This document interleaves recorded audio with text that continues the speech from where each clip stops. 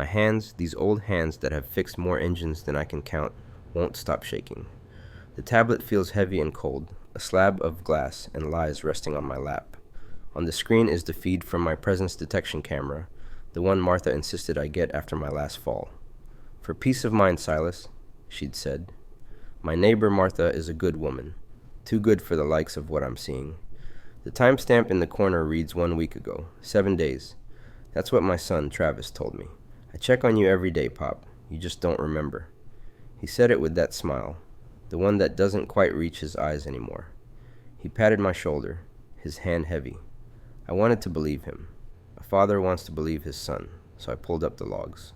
Just to see. Maybe to catch a glimpse of him, to prove to my own doubting heart that he was here. I pressed the arrow to scroll back. The footage jumps in silent digital clips. There's my front porch, the empty rocking chair, the pot of geraniums Martha brought over, now wilting. No Travis. I scroll again, another day. The light is different, morning instead of afternoon. The same empty porch, the same silent door. My breath hitches in my chest, a dry, papery sound. I keep scrolling, my thumb moving with a desperate rhythm. Day after day, empty frame after empty frame. The timestamp keeps changing, proving time moved forward, but the scene never does. He's never there. The last clip, the one from exactly 1 week ago, shows a delivery man leaving a package. That's it. That's the only visitor. The tablet blurs. It's not my eyesight, though that's failing too.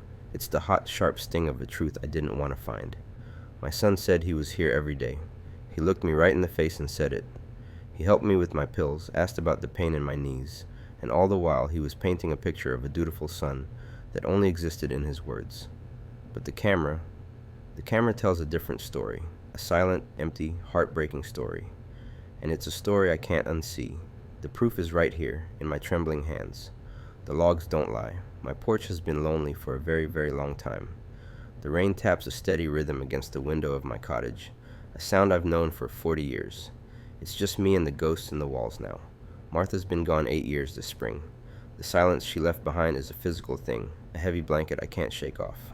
After the pneumonia hit me last winter, the doctor was clear. "You need someone to check in, Silas."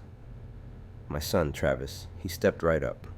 He's 45, lives over in Camden. He stood right there in this living room, his hand on my shoulder. "Don't you worry, Dad. I'll take care of you." His words felt solid. A promise that warmed a cold spot in my chest I didn't even know was there. I believed him. Why wouldn't I? He's my boy. Even when he showed up last month with that little black box talking about my security, I believed him. "With you out here all alone, Dad, it'll give me peace of mind," he'd said, his voice all smooth concern. "I can check the logs, make sure you're moving around okay." He mounted it high in the corner of the living room, right where it can see the front door and most of the room. A tiny red eye, always watching. I thanked him. I made him coffee. I trusted him. But that was before I really thought about what those logs mean. It's not about security, not really. It's a ledger, a record of my presence or my absence. It logs every time I shuffle into the kitchen for my morning pill, every long hour I sit in Martha's chair, staring at nothing. It tells him when I leave for my slow walk to the mailbox and exactly how long I'm gone. He doesn't call to ask how I'm feeling anymore. He just texts, "Saw you were up early, everything okay?" Or "You were in the living room for 6 hours yesterday." He's not checking on me. He's auditing me. The promise he made, it's turned into something else. That camera isn't my guardian. It's his informant. And for the first time, sitting here under its unblinking gaze, I feel a chill that has nothing to do with the Maine rain outside. The cottage doesn't feel like my sanctuary anymore. It feels like a cage, and my own son has the key to the lock. The phone felt heavy in my hand, my thumb hovering over Travis's name in my contacts. For weeks, a cold, quiet dread had been pooling in my gut, and these camera logs were the proof. The system Martha helped me install was supposed to give me peace of mind, a digital guardian for my property. Instead, it showed ghostly, glitching gaps in time. Always when I was away, always just long enough for someone to come and go. I took a deep breath and pressed call. It rang 3 times. "Silas! Hey, man!" Travis's voice came through, all practiced ease. But I'd known him since we were kids. I heard the slight catch. The breath held a beat too long. "Travis, We need to talk about the cameras at my place. A pause. The cameras? What about them? The logs show system disruptions. Glitches. On the 3rd, the 12th, and last Tuesday. Exactly during the windows I gave you to check on the place. I kept my voice flat, neutral. I was just stating facts. He laughed, a short, dry sound. Oh, that. Yeah, I noticed that too. Weird, right? Must be a firmware bug or something. I told you I came by like you asked. Fed the cat, checked the pipes. Everything was fine. The logs show complete data loss for 47 minutes last Tuesday, Travis. Not a blurry image, a total system reboot. That's not a glitch, that's a command. The line went so quiet I could hear the faint static of the connection. I don't know what to tell you, he finally said, his voice tighter now, the friendly veneer cracking. It was acting up. Technology, man, it's unreliable. That's when I saw it. Scrolling through my social media feed while on mute, a photo popped up. Travis, grinning, his arm slung around the wheel of a brand new, lifted Ford F-150. The caption read, "New ride for new beginnings, #blessed." My blood went cold. I unmuted the phone. New truck, Travis? The silence this time was different, thick, guilty. Yeah, got a good deal. That's a $70,000 good deal.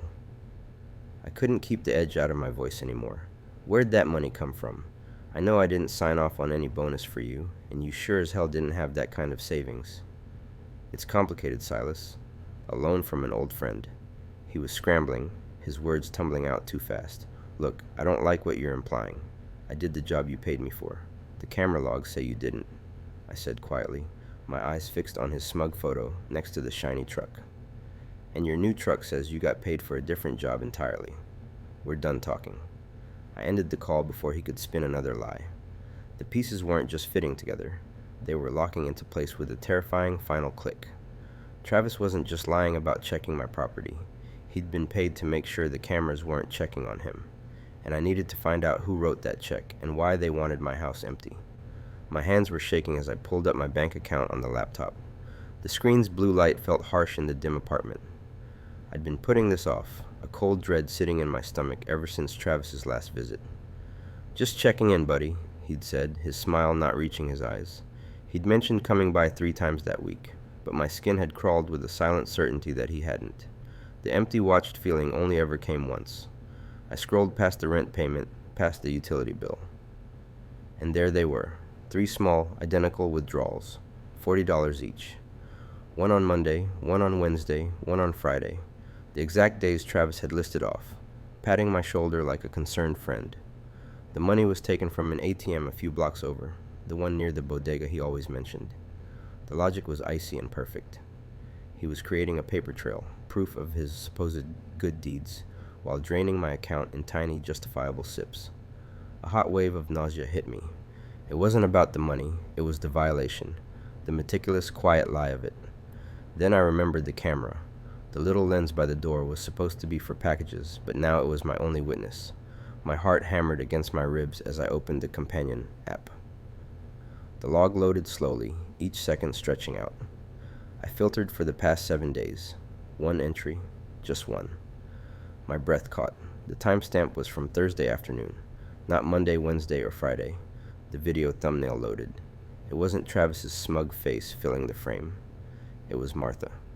Her kind, wrinkled face was pinched with concern as she balanced a reusable grocery bag in each hand. I watched the silent clip as she rang the bell, waited, then set the bags down carefully by the door. She even rearranged them so they wouldn't tip over. She gave a small, worried wave to the peephole before turning to leave. The evidence was right there, side by side on my screen. The bank log, a fabricated story of 3 visits. The camera log, the silent truth of one. Travis wasn't just lying. He was building a reality where he was the diligent caretaker, and I was the confused, grateful charge. He was writing his alibi with my own money, but Martha, she was the real visitor, the only one, bringing groceries I never asked for, checking on me without any record or reward. The contrast was so violent it made my eyes sting. One person was constructing a cage of false care. The other was simply, quietly, offering the real thing. I closed the laptop. The room was too quiet. The phantom withdrawals felt like ghosts in the room, But Martha's groceries were real, still sitting in my kitchen. The trap was more sophisticated than I'd imagined, but for the first time I had the proof. Not just a feeling, but data. And it changed everything. I pulled up to Martha's little blue house, my heart hammering against my ribs. I needed a friendly face, a dose of sanity after the paranoia Travis had been feeding me. I knocked and the door swung open almost immediately. "Silas, oh, thank goodness," Martha said, her warm eyes full of concern. She ushered me inside, the smell of fresh coffee wrapping around me like a blanket. "I've been so worried. I've been coming by your place every single day, just to check the mail and make sure things looked okay." I sank into her kitchen chair, the weight on my shoulders feeling a little lighter. "Every day?" "Every day," she confirmed, pouring me a mug. "Ever since you left for your sister's. I figured with everything going on with Travis, you'd want someone keeping an eye out." This was it, the confirmation I was looking for. "And so, did you ever see him?"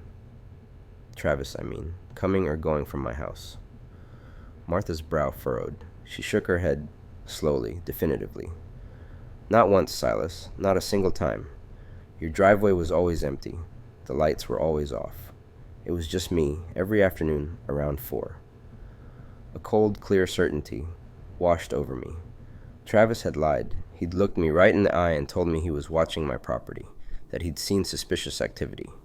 But if Martha was there daily and never saw him, he was never there.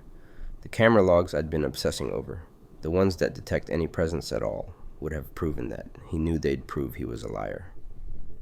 "But Martha continued, snapping me out of my thoughts, "I did see him last weekend, over at the marina. He was down there polishing the hull of a brand new cabin cruiser. A real beauty, bragging to anyone who would listen about how well his investments were paying off." The pieces clicked together with an almost audible snap. The marina. A new boat. Travis didn't have that kind of money, not unless he'd come into it recently. He wasn't just lying to cover his laziness. This was bigger. The missing funds from the shared business account, the vague excuses about delayed payments. He wasn't just neglecting his duty to watch my house. He was actively stealing, using my absence and our partnership to fund his new lifestyle. The lie about watching my place was just a smokescreen, a way to keep me from looking too closely at the books. I set the coffee mug down, my hand steady now. The confusion was gone, burned away by a sharp, focused anger. "Thank you, Martha. You have no idea what you've just given me." It wasn't just suspicion anymore. It was a fact, and I knew exactly where to find my proof. My phone buzzed against the kitchen counter, the screen flashing with the bank's 800 number. I almost didn't answer. I was still staring at the grainy, time-stamped images on my laptop. Travis coming and going from my property while I was at work, captured by the old presence detection cameras I'd finally checked. The logs proved his neglect. Or so I thought. "Mr. Silas," a polite, urgent voice said, as I put the phone to my ear. "This is Sharon from Fraud Prevention. We have a pending wire authorization on your primary savings account for the full balance of $87,430. Did you authorize this transaction?" The number hit me like a physical blow. My knees buckled and I caught myself on the counter's edge. That was everything. My safety net. My future. "No," I managed to choke out. "No, I did not authorize that." "The authorization documents appear to bear your signature and notarized seal, filed electronically an hour ago," Sharon continued, her tone laced with professional concern. "We have a mandatory 1-hour hold on transactions of this size for verification. You have until 3:47 p.m. to present yourself in person at a branch with ID to formally dispute and cancel it. After that, the funds will be released." 1 hour. The clock on my microwave read 2:52. My mind raced, the camera logs forgotten. This wasn't just neglect anymore. Travis wasn't just letting the place fall apart. He was actively dismantling my life, brick by brick, and now he was trying to take the foundation. "The documents," I said, my voice trembling with the fury so cold it scared me. "Who filed them?" "The authorized signatory on the submission is a Travis," she said, confirming the stone of dread in my gut. "Forged documents. A forged signature. He'd probably copied it from one of the lease papers. He had my account numbers from the automatic rent deposits. He'd planned this." "I'm on my way," I said, already grabbing my keys. "Don't let that wire go through." I ended the call, my hands shaking. I looked back at the laptop screen, at the digital proof of Travis's casual trespass. It felt small now, insignificant. This was the real crime. He wasn't just stealing my peace. He was trying to steal my past and my future, everything I'd saved. 1 hour. It was no longer about proving he was a bad property manager. It was a race to stop a thief. I sent a frantic text to Martha. Travis is trying to wire my entire savings, forged my name, going to the bank downtown. Need you. I ran for the door, the camera log still open, a silent witness to the beginning of a war that had just escalated beyond anything I'd imagined. The screen of my phone glowed in the dim light of my bedroom. My thumb hovered over the send button. Travis, it's Silas. Bad flu. Can't even look at a screen. Accounts will have to wait a few days. I hit send, the message whooshing away into the digital ether, a piece of bait cast into dark water. I looked across the room at Martha. She gave me a tight, determined nod. He'll take it, she whispered, her voice barely disturbing the heavy, waiting silence in the apartment. He's been circling for weeks. This is his opening. The plan was simple, born of sheer desperation. We were going to give Travis exactly what he thought he wanted. Me, out of the picture. I pulled the blankets up to my chin, arranging myself in a convincingly pathetic heap against the pillows. The real work was on the small presence detection camera mounted in the corner, the one Travis had insisted was for security. Martha, our resident tech genius, was already at the router, her fingers flying. She rerouted the camera's feed, not to Travis's private server, but to a live stream accessible only on her encrypted phone. He'll see the camera is active, I murmured, the worry a cold stone in my gut. He'll know it's watching. He'll see what it always sees, Martha said, not looking up from her work. An empty living room, a dark hallway. The motion sensor won't trigger until someone enters its range in here. But the live log, the data packet showing it's broadcasting, I've spoofed it. As far as his system knows, this camera is offline for maintenance. He'll think his window is wide open. She finished with a final tap and held up her phone. On the screen was a perfect, silent, empty shot of my bedroom doorway. The trap was set. All we had to do was wait. The hours bled together. The silence became a physical thing, thick and tense. Every creak of the old building made my heart stutter. Martha sat in the armchair by the window, her eyes glued to the small screen. A sentinel in the gloom. I played my part, letting my eyes drift shut, then snapping them open, the pretense of illness replaced by the razor-sharp edge of anticipation. This was it. We were gambling everything on one truth, that Travis's greed was louder than his caution, that the thought of my accounts, untended and vulnerable, would be a siren song he couldn't resist. We were betting that the man who hid behind contracts and sly suggestions would, when he thought no digital eye could see him, finally show us his real face. The room held its breath with us. The camera in the corner, a silent witness, waited to capture the moment our suspicion became undeniable proof. The air in my little home office felt thick, heavy with the silence of my own helplessness. I was propped in my recliner, my leg in its cast elevated. The live stream from the presence detection camera on my desk quietly broadcasting to a handful of followers. I told them I was just keeping myself company, but the truth was, after the fall, I didn't feel safe being truly alone. That's when the front door clicked open. My heart, a foolish thing, gave a little lift. Travis was here, my cousin who'd promised to check in. "Silas, you decent?" he called, his voice all false cheer. He walked into the office view, giving me a wide, empty smile. "Just seeing if you need anything." "I'm all right, Travis. Martha brought soup earlier," I said, my voice weaker than I wanted it to be. Good, he murmured, but his eyes weren't on me. They were scanning the room, landing on my oak desk. "You know, while I'm here, you probably need me to handle some of your bills. Don't want things piling up." Before I could answer, he was around the desk, pulling open the top drawer. One with the lock that's been broken for years. My breath hitched. On my laptop screen, the live stream chat, usually slow, began to scroll faster. "Whoa, is he just going through your stuff? Silas, you okay? Travis, what are you doing?" I asked, trying to sound firm, but it came out as a plea. "Helping, cuz," he said, not looking up. He shuffled through the folders, the mortgage paperwork, the insurance file from my accident.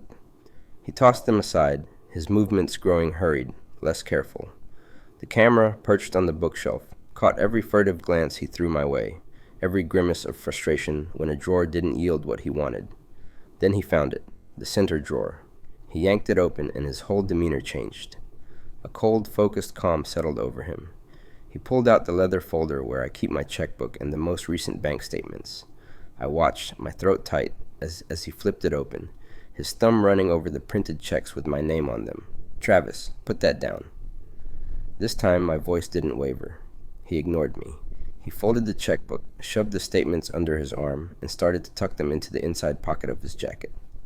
That's when the chat exploded. "He's stealing it. Someone call the cops. I'm screen recording this." And then from the speaker of my phone on the desk, Martha's voice, loud and clear. "It's done, Silas. Sheriff's on his way. He's 2 minutes out. You keep that camera on him." Travis froze, his hand still in his jacket pocket, my checkbook half hidden. His head snapped up, first to my phone, then to the little glowing lens of the camera on the shelf. The color drained from his face. He wasn't seeing a sick cousin anymore. He was seeing an audience, a witness. The sound of tires on gravel, then the solid thunk of a car door outside, made us both jump. Heavy footsteps approached the porch. Travis looked from the door, to me, to the evidence in his hands, his plan crumbling live on the internet. He didn't move. He just stood there, caught in the unforgiving eye of the camera, waiting for the knock that was about to change everything. The screen glowed in the dim light of the sheriff's office, the presence detection camera logs, playing out their silent, damning story. There was Travis, night after night, his face a pale moon in the infrared glow, bypassing the system he'd helped me install. Next to it, Martha had laid out the bank records, a trail of digital breadcrumbs that led right back to him. The air felt thick, hard to breathe. Travis didn't even try to deny it. He just stared at the evidence, his shoulders slumping as if the weight of every stolen dollar had just landed on him all at once. "Okay," he whispered, the word barely audible. Then louder, his voice cracking. "Okay. It was me. All of it." He turned to me, and the look in his eyes wasn't defiance anymore. It was a hollow kind of shame.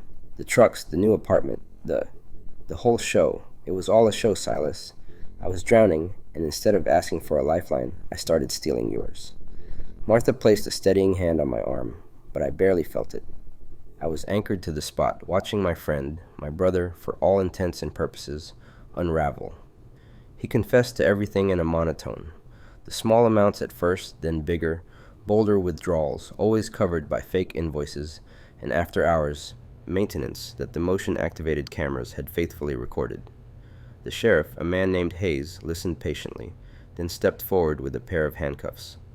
The metallic click as they locked around Travis's wrists was the loudest sound I'd ever heard. It echoed in the quiet room.